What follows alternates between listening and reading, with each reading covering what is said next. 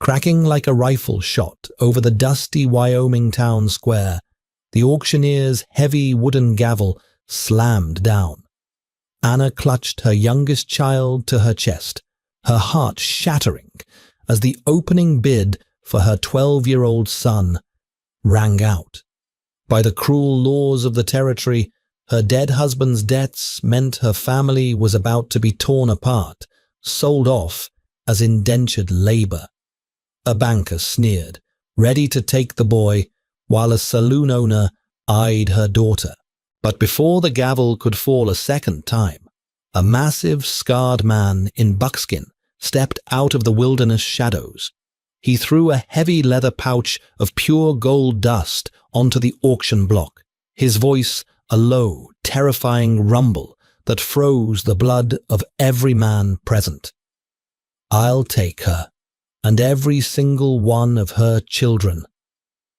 The year was 1878, and the town of Bitter Creek, Wyoming, was a place where mercy went to die. Built on the edge of the unforgiving Absaroka mountain range, it was a settlement of hard rock miners, ruthless cattle barons, and opportunists. For Anna Montgomery, it had just become hell on earth. Anna stood on the rough-hewn wooden planks of the town square's auction block, the brutal August sun beating down on her faded gingham dress. She was 28 years old, recently widowed, and entirely alone. Beside her huddled her 4 children, 12-year-old Thomas trying desperately to look brave, 9-year-old Sarah weeping silently into her mother's skirt, 5-year-old Will, and baby Emma asleep in Anna's trembling arms. Her husband, Arthur Montgomery, had died under mysterious circumstances 3 weeks prior, his wagon found smashed at the bottom of a ravine.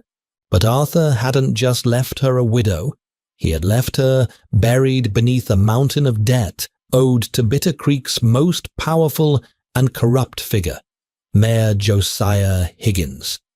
Higgins wasn't just the mayor.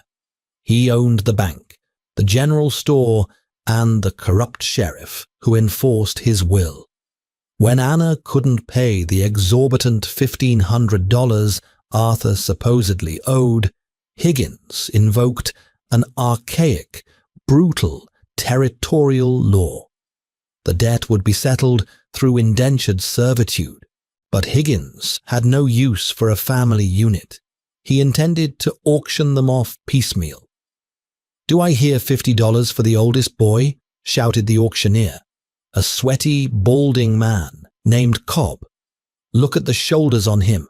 Good for the mines, good for the fields." "50, shouted a foreman from the nearby copper syndicate. Anna squeezed her eyes shut, a breathless sob tearing at her throat. "Please," she whispered, looking toward Mayor Higgins, who sat in a shaded chair on the boardwalk, smoking a long cigar. "Please, Mr. Higgins, let me work it off. Don't take my children. I'll wash clothes, I'll scrub floors." "You owe too much, Mrs. Montgomery," Higgins drawled, his voice dripping with false sympathy. "This is the only legal way. The boy goes to the mines, the girl will make a fine scullery maid at the hotel, and I'm sure someone will take you and the little ones off my hands." "$75 for the boy," another voice yelled. Thomas looked up at his mother, his lower lip trembling. Anna pulled him tight against her side. The crowd of townsfolk muttered, some looking away in shame, others watching with cold, calculating eyes. This was the frontier, survival of the fittest, and the Montgomery family had just become prey. "Going once for 75, Cobb bellowed, raising the gavel. "Going twice." The sound of heavy, spurred boots striking the wooden boardwalk echoed like a death knell. The crowd parted instantly, murmurs dying in their throats. A man stepped into the blinding sunlight of the square. He was a giant of a man, easily standing 6'4", wearing a long coat of tanned elk hide fringed with beads, a wide-brimmed felt hat pulled low over his eyes. A thick, dark beard obscured the lower half of his face, but his eyes, striking ice-pale blue, pierced through the crowd with the intensity of a hunting wolf. Slung over his shoulder was a customized Winchester repeating rifle, and a heavy Bowie knife rested on his hip. It was Jebby Boone. Everyone in Bitter Creek knew the name, though few had ever spoken to the man. He was a mountain man, a solitary trapper who lived high in the impassable peaks of the Absaroka. Rumors swirled around him like mountain mist, that he was a former Texas Ranger who had killed a dozen men, that he had lived with the Cheyenne, that he was more animal than man. He came down to the town twice a year to trade furs for coffee, salt, and ammunition, and he never stayed longer than an hour. Jebby walked straight past the armed deputies, who instinctively stepped back, intimidated by the sheer, imposing mass of him. He stopped directly in front of the auction block. He didn't look at Anna. His pale eyes locked onto Mayor Higgins. "The auction is closed," Jebby said. His voice wasn't a shout, but a deep, gravelly baritone that carried over the dead silent square. Higgins sat up straight, his cigar pausing halfway to his mouth. "Boone, this is town business, legal business. The widow Montgomery owes my bank $1,500. Jebby reached inside his heavy coat. Several deputies put their hands on their holsters, but Jebby didn't draw a weapon. Instead, he pulled out a thick, stained leather pouch. With a flick of his massive wrist, he tossed it onto the wooden podium next to the auctioneer. It hit the wood with a heavy metallic thud that made the podium groan. "There's 50 ounces of pure placer gold in that bag," Jebby said, his eyes never leaving Higgins. "Worth over $1,600. Count it if you want. But if any man here tries to put a bid on these children, I'll take his head off before the gavel drops." The crowd gasped. Mayor Higgins stood up, his face flushing crimson. "You can't just buy a family, Boone. What do you intend to do with them?" Jebby finally turned his gaze to Anna. Anna shrank back, terrified. The man looked like a savage, wild and untamed. Yet when his blue eyes met hers, she saw no cruelty, only a strange, deep sorrow. "I'm settling the debt," Jebby said loudly, making sure every person in the square heard him. "I'll take her, and every one of her children. They come with me." Higgins walked over, untied the leather pouch, and peered inside. The unmistakable yellow gleam of gold dust and nuggets reflected in the harsh sunlight. Higgins swallowed hard, his greed warring with his pride. "The debt is settled," the mayor spat. "But mark my words, Boone, you're taking on trouble. A widow and 4 mouths to feed up in the high country, they'll be dead before the first snow." "That's my concern," Jebby said. He turned to the auction block and held out a massive, calloused hand toward Anna. "Gather your kin, ma'am. We ride before noon." Anna sat rigid on the hard wooden seat of the buckboard wagon, clutching baby Emma. Behind her, among sacks of flour, coffee, and bundled furs, sat Thomas, Sarah, and little Will. At the reins sat Jebby Boone, driving a team of massive draft horses away from the dust of Bitter Creek and toward the looming, jagged silhouettes of the mountains. Panic fluttered in Anna's chest like a trapped bird. She had escaped the auction block, but what had she traded it for? A life of slavery in the wilderness, a mountain man who bought her like cattle. Stories of men who went mad in the isolation of the mountains flashed through her mind. She considered grabbing the reins and making a run for it. But where would she go? Higgins owned the law. For the first 4 hours, Jebby didn't say a single word. He expertly guided the wagon up the steepening, rocky trails, his eyes scanning the tree line.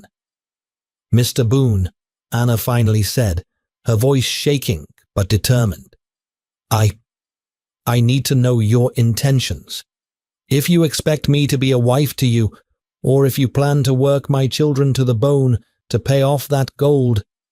"I don't want a wife, Mrs. Montgomery," Jebby interrupted, his voice surprisingly soft despite its gravelly texture. "And children shouldn't do a man's work." "Then why?" Anna demanded, frustration temporarily overcoming her fear. "Why would a stranger part with a fortune in gold for a family he doesn't know?" Jebby kept his eyes on the trail.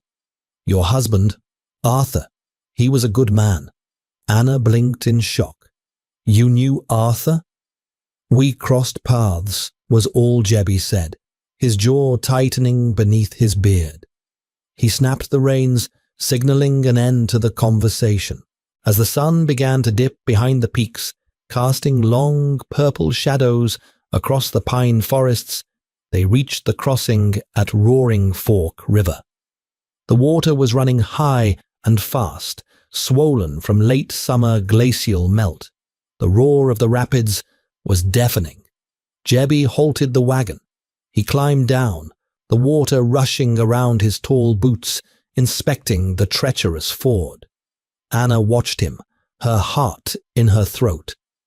"Everyone hold tight," Jebby ordered, climbing back up. "It's gonna be rough." He urged the horses into the freezing, churning water. The wagon lurched violently, the wooden wheels slipping on slick river stones. Water rushed over the floorboards, soaking Anna's boots. Sarah screamed as a sudden plunge sent the wagon tilting dangerously to the left. Crack! The sound of splintering wood echoed above the roar of the river. The left rear wheel had wedged into a deep crevice between two boulders, and the immense pressure of the current was threatening to snap the axle and overturn the wagon, spilling them all into the deadly rapids. "Thomas, take the reins," Jebby shouted. Before the boy could fully react, Jebby shoved the leather straps into Thomas's hands and vaulted over the side of the wagon into the freezing, chest-deep water.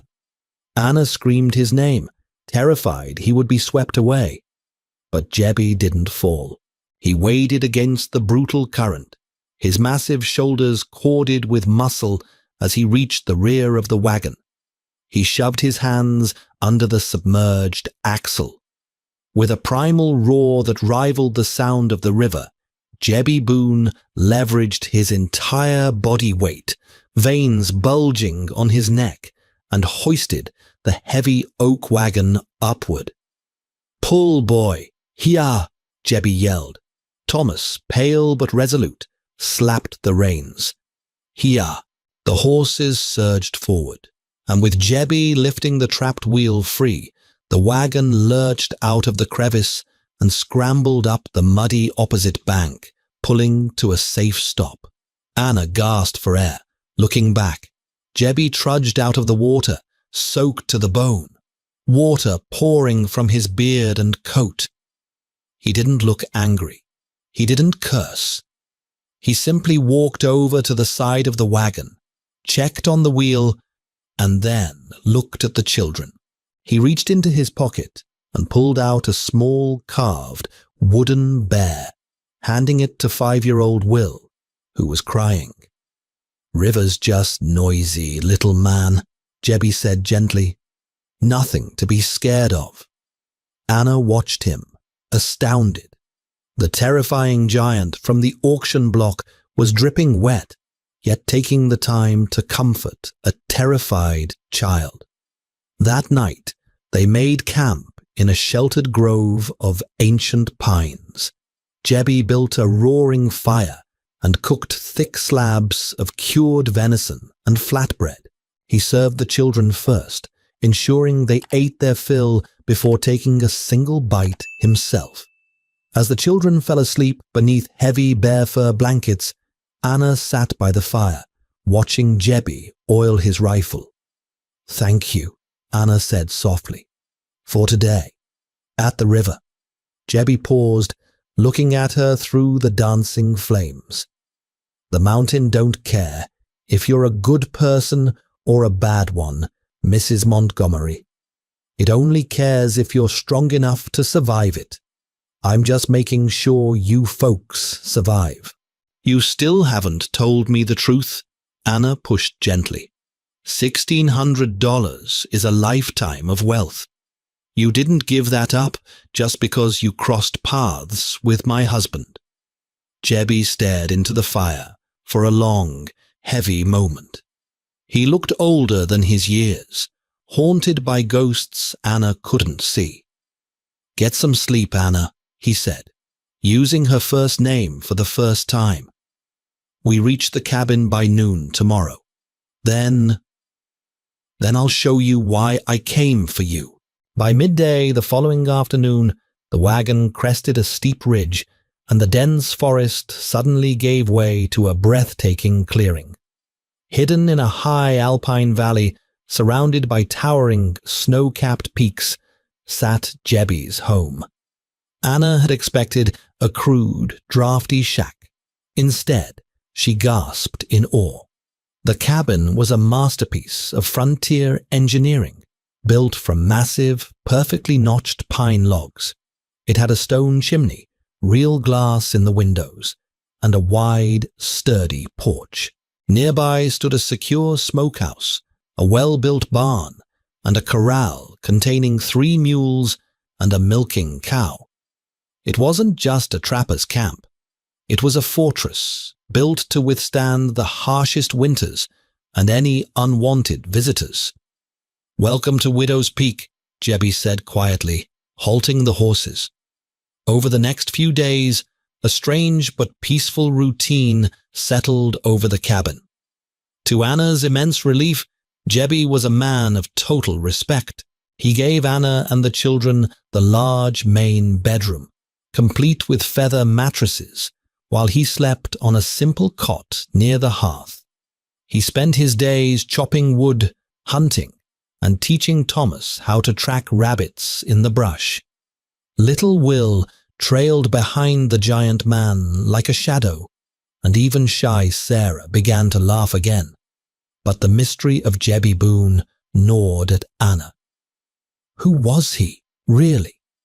And what was the connection to her dead husband? The answer came on the 4th afternoon.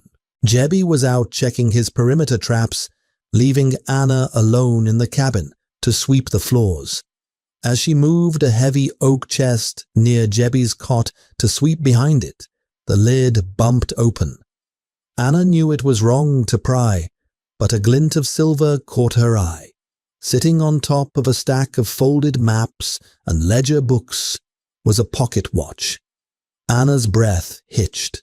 She dropped her broom, her hands shaking as she reached into the chest and picked up the watch. It was heavy, sterling silver, with a distinct dent on the side casing. She pressed the latch. The cover popped open, revealing the delicate clock face and the engraving on the inside lid. To Arthur, forever yours, Anna, 1868.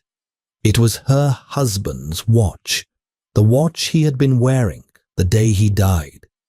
Tears welled in Anna's eyes, followed quickly by a rising tide of panic.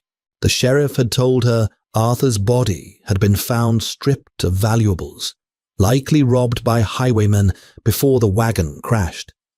How did Jebby have it? Was he the one who robbed Arthur? Was this whole rescue a twisted game played by her husband's killer? The heavy wooden door creaked open. Jebby stood in the frame, carrying an armful of chopped wood. He froze when he saw Anna standing by his chest, tears streaming down her face, the silver watch clutched tightly in her fist. He slowly set the wood down, his face unreadable. "You killed him," Anna whispered, stepping back, grabbing the heavy iron fire poker from the hearth. "You killed Arthur. That's why you bought us. Guilt, or to silence us." Jebby didn't move. He took off his hat, running a hand through his thick, dark hair. He let out a long, heavy sigh that sounded like a mountain wind. "Put the iron down, Anna, please." "Tell me," she screamed, the betrayal cutting deeper than the grief. "How do you have his watch?" "Because he gave it to me," Jebby said, his voice thick with emotion. He walked slowly to the wooden dining table and sat heavily in a chair, looking utterly defeated. "He gave it to me right before he took his last breath." Anna froze, the poker still raised. "What are you talking about?" Jebby looked up, his pale blue eyes shining with unshed tears. "Arthur didn't die in a wagon accident, Anna. He was murdered." Anna's knees went weak. She lowered the poker, leaning against the stone mantel for support. "Murdered? By who?" "By Mayor Higgins' men," Jebby said, his voice hardening into cold steel. He pointed to the oak chest. "Look under the maps, Anna. Bring the black ledger here." Numbly, Anna did as instructed. She pulled out a leather-bound journal and carried it to the table. "Arthur came up this mountain about a month ago," Jebby explained. "He was prospecting, trying to find a way to pay off the debts Higgins kept piling on him. But Arthur didn't find gold. He found something much more valuable to a man like Higgins." Jebby tapped the black ledger. "Higgins has been forging land deeds. He's been stealing property from homesteaders, forcing them into debt, and then claiming their land to sell to the Union Pacific Railroad, which is secretly planning a spur line right through Bitter Creek. Arthur found the surveyor markers and the real, original deeds hidden in an abandoned surveyor's camp up near the ridge." Anna opened the ledger. Inside were undeniable records, maps, and stolen land titles, proof that Higgins was a thief and a fraud. "Arthur was coming back to town to expose him," Jebby continued. "But Higgins' deputies caught him on the mountain road. They shot him. I heard the gunfire from my ridge. By the time I got down there, the deputies had pushed his wagon into the ravine to make it look like a crash. I climbed down to him. He was dying." Jebby's voice cracked. "I held him, Anna, a man I barely knew. He pressed that silver watch and this ledger into my hands. He made me swear a blood oath. He said, 'They'll come for Anna. They'll take my children to cover the debt. Don't let them take my family.' Then he died." Anna collapsed into a chair, sobbing uncontrollably. The image of her gentle Arthur dying alone in a ravine broke her heart all over again. But alongside the grief, a fierce, protective rage began to burn. Jebby reached across the table, his massive hand gently covering hers. "I'm not a good man, Anna. I've done terrible things in my past, things I came to this mountain to hide from. But I keep my oaths. I went to town to kill Higgins, but I saw you on that auction block. I had to get you out first." Anna looked up at him, finally seeing the man clearly. He wasn't a savage. He was a guardian, a shield standing between her family and the corruption of the world. "What do we do now?" Anna asked, wiping her tears, her voice finding a new, hardened strength. Before Jebby could answer, the distant, unmistakable crack of a rifle echoed through the valley. The glass in the front window shattered inward raining shards across the wooden floor. Jebby was on his feet in a microsecond, flipping the heavy oak table over to form a barricade, pulling Anna down behind it. He snatched his Winchester from the wall, levering around into the chamber with a deadly clack.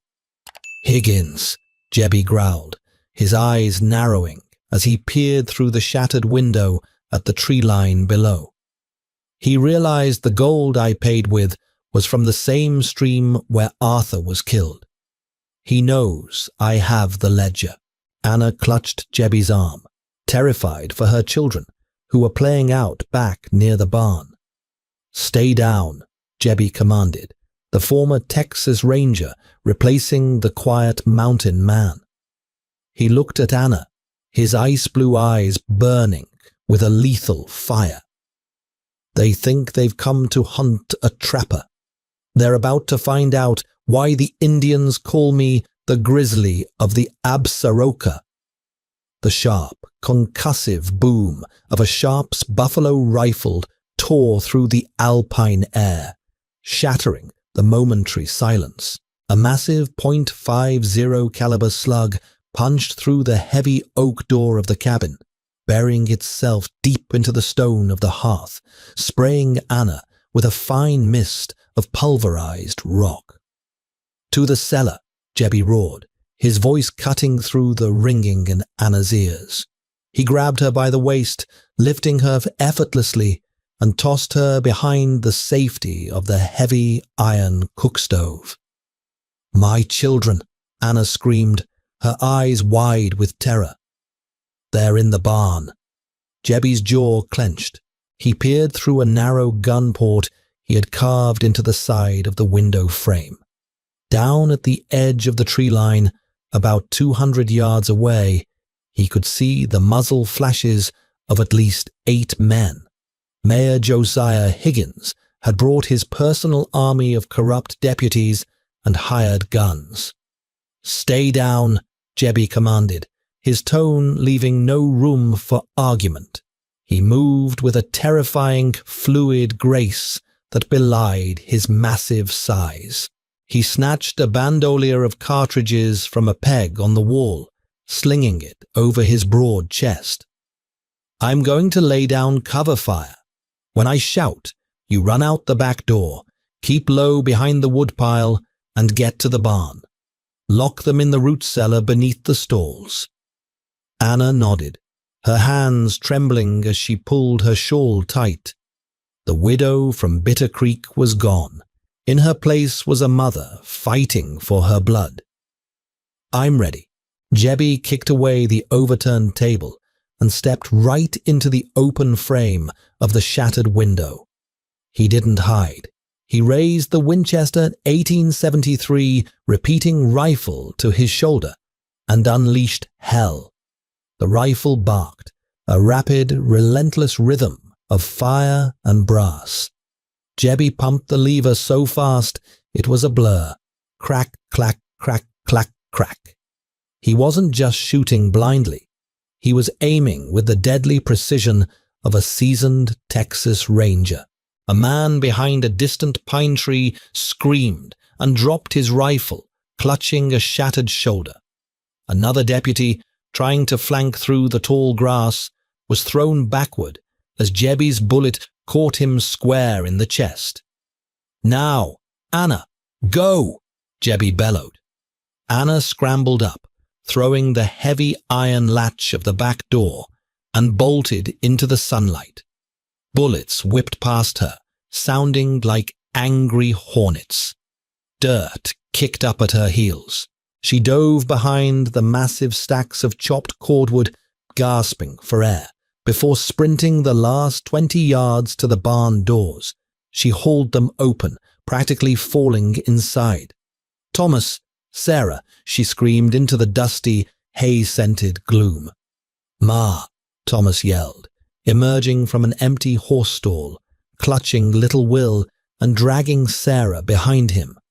Baby Emma was strapped to his chest in a makeshift sling. "Into the cellar, right now," Anna ordered. ushering her children toward the heavy wooden trapdoor in the floorboards. She shoved them down the ladder into the cold, dark potato cellar, pulling the heavy door shut above them, just as a bullet punched through the barn siding, sending splinters raining down on her hair. Anna didn't cower in the barn. She found a heavy iron pitchfork and Arthur's old Colt Army revolver wrapped in an oilcloth in the wagon bed. Her hands shook, but she gripped the heavy gun, cocked the hammer, and sprinted back to the cabin. She kicked the back door open to find Jebby pinned down. The overwhelming firepower of Higgins' men had forced him behind the stone fireplace.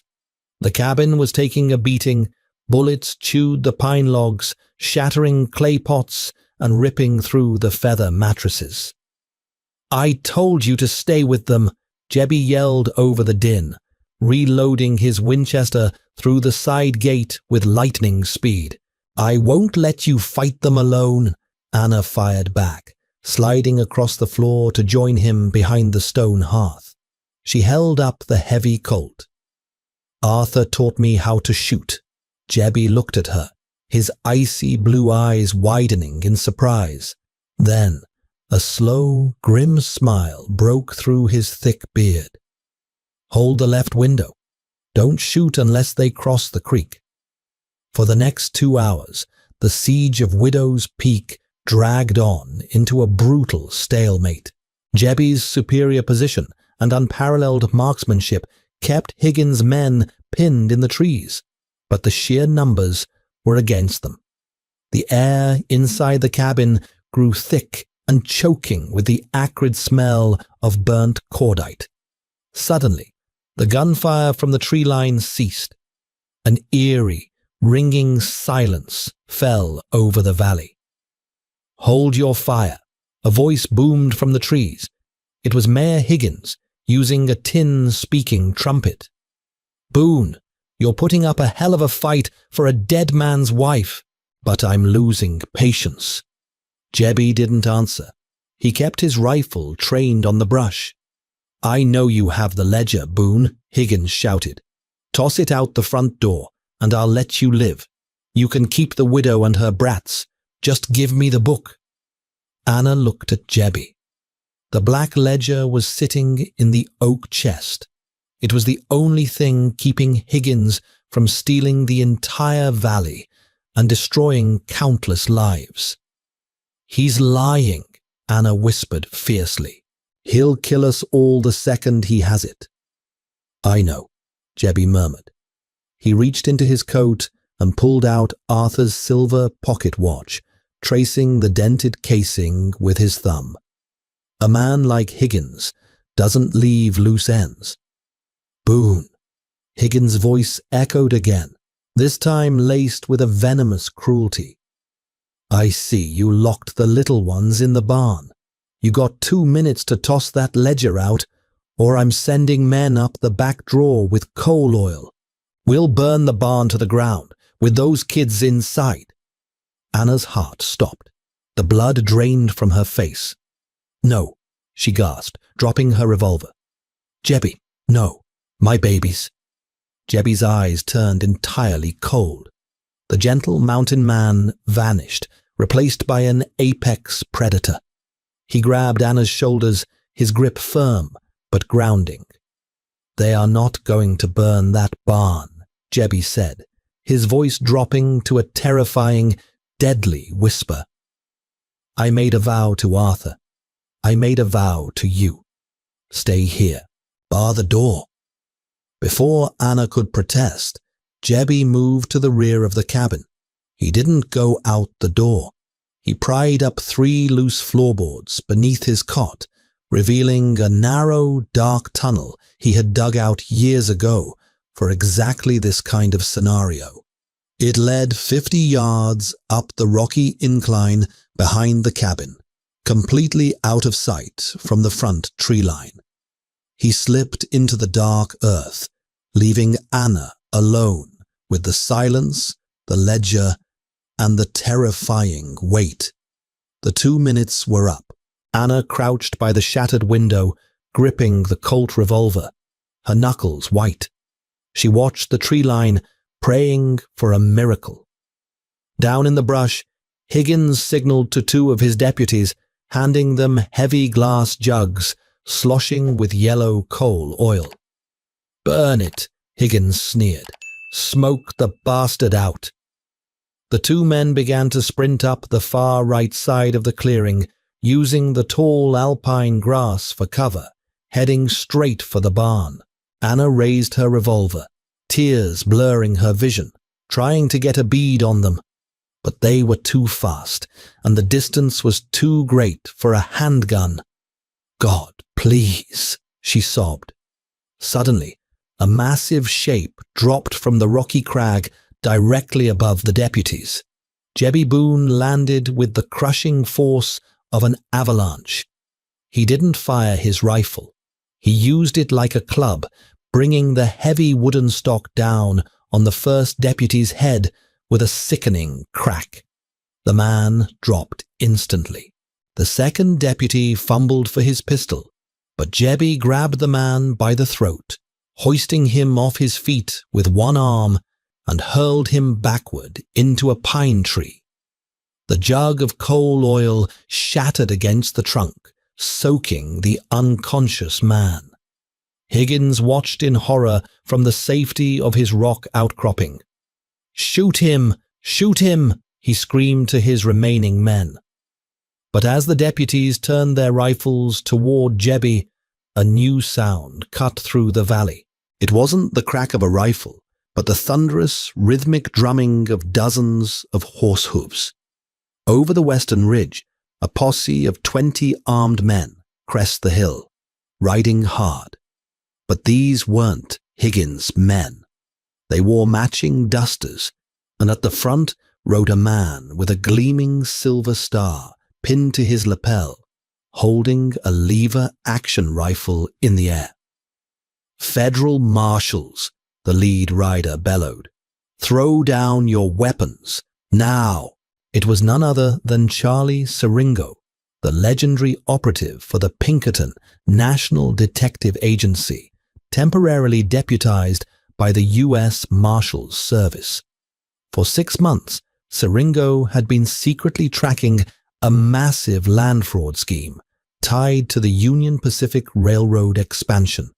His investigation had led him straight to Bitter Creek, only to find the town empty and the mayor missing. The sound of the mountain gunfight had drawn his posse straight to Widow's Peak. Higgins' men, realizing they were outgunned and facing federal agents, immediately dropped their rifles and raised their hands. Corrupt deputies were cowards at heart, and none of them wanted to swing from a federal gallows. Higgins, however, panicked. Seeing his empire crumbling in seconds, he drew a hidden Derringer pistol from his vest and aimed it squarely at Jebby's back. Bang! A shot rang out, but it didn't come from Higgins.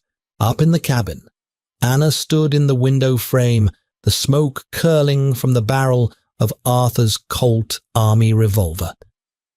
She had taken the shot. The bullet struck the dirt merely an inch from Higgins' boot, kicking up a shower of gravel. It was enough. The mayor flinched, dropping the small pistol. In a flash, Jebby crossed the distance, grabbed Higgins by the lapels of his expensive suit, and slammed him against a boulder, pressing the edge of his massive Bowie knife against the mayor's throat. "Give me one reason, Josiah," Jebby hissed, his eyes blazing with a decade of suppressed rage. "Give me one reason not to balance the scales for Arthur right here." Siringo rode up, pulling his horse to a halt. "Stand down, Boone," the Pinkerton agent ordered, recognizing the famous mountain man. "We've got it from here.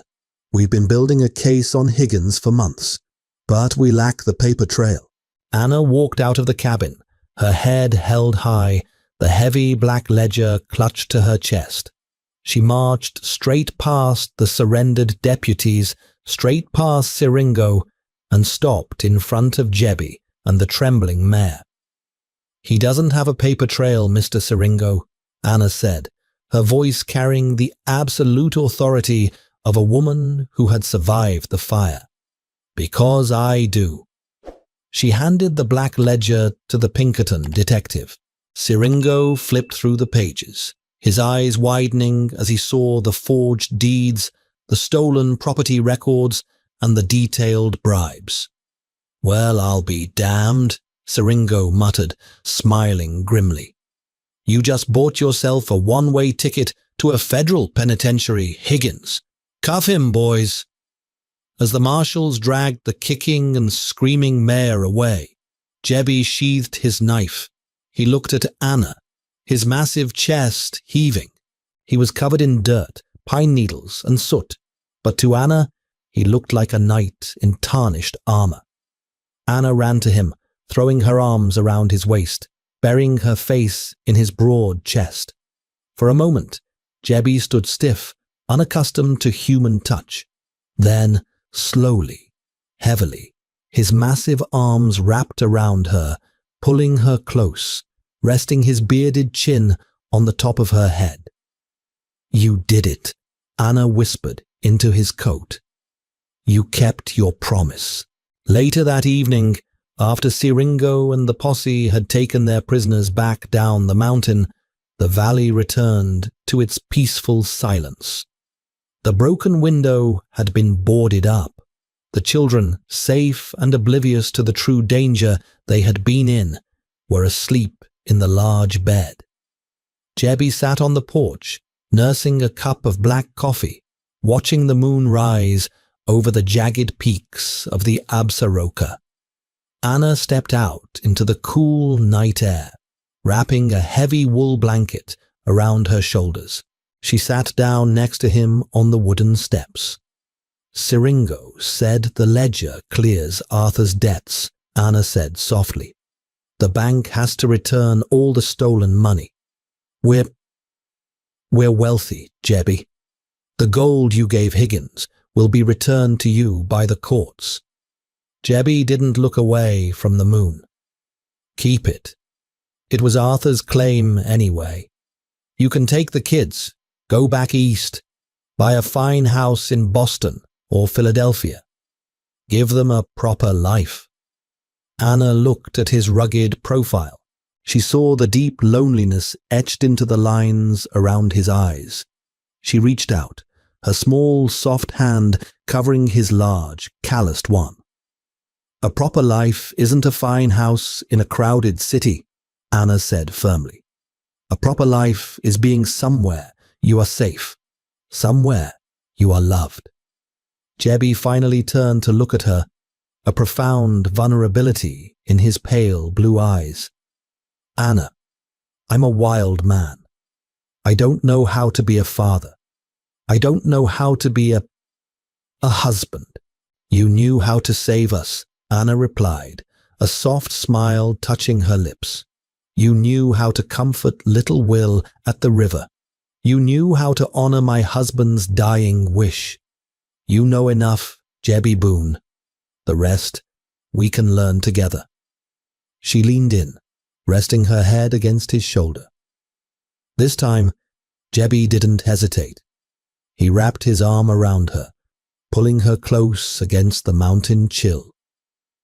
The storm had passed. The debt was paid, and high up in the rugged peaks of the Wyoming Territory, a broken family and a solitary mountain man had finally found their way home. Did Jebi and Anna's fierce fight for justice and survival keep you on the edge of your seat? If you loved this thrilling tale of Wild West romance, redemption, and the unbreakable bonds of family, please hit that like button. It helps us bring more incredible stories to life. Share this video with your friends and family who love a true frontier drama. And don't forget to subscribe and ring the notification bell so you never miss out on our next epic historical storytelling adventure. Drop a comment below and let us know your favorite moment from Widow's Peak.